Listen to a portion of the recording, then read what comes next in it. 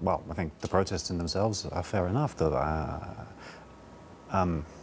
law is wrong. It's intended entirely to boost Putin's support among the more conservative heartlands, which he lost. Basically, Putin lost the middle class and so-called creative classes in December 2011 after the disputed parliamentary elections, and 2012 when protests were continuing.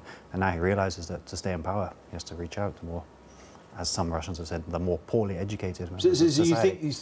You think the gay rights activists are correct to use the Sochi Games as a means of publicising their view, what they think about Russia's gay laws? Yeah, I don't have any. I think they're completely correct to do it. I think perhaps the Western media has misconstrued the situation.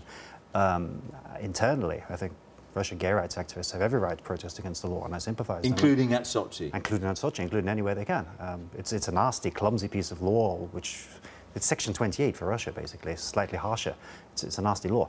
But what I would slightly be wary about is Western media's kind of, I hesitate to say obsession, but willingness to engage in hyperbole and falsehoods in order to win political... Oh, really? What falsehoods are the Western media guilty of, then? Well, the New York Times, for example, which ran an editorial suggesting that gay people were being rounded up on the streets of Moscow purely on the suspicion of being gay, which is not true. But gay people have been beaten up in Russia. Gay people have been beaten up in council estates in England as well. But it doesn't make it right. Of course it doesn't right. I didn't say it was right.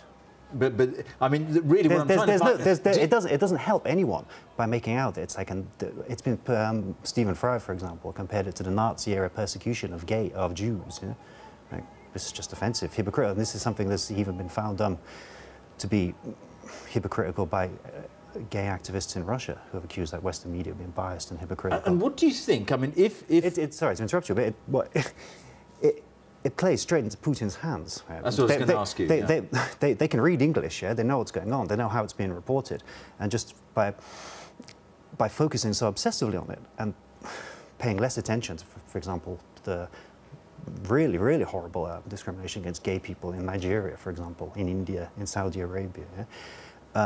They point straight to this, and it just allows Kremlin state media to point this out to Russians themselves. Right, very quickly, do you think the IOC chairman, I'm paraphrasing him, I'm not quoting him, I'm paraphrasing him, when he says effectively that the Sochi Games have been kind of hijacked for people to make whatever political statements they want, and he'd rather not have it there? As I said, I don't have any problem with anyone hijacking any sporting event to make a political point. In an ideal world, obviously, it'd be better if sport and politics didn't mix, but I think that's very naive. As I said at the beginning, I don't want to justify Putin, I don't want to justify the law, but I think by focusing on it, you just foster a sense of national persecution among Russians. Mark Bennett, thanks for coming in. Thank you. Now...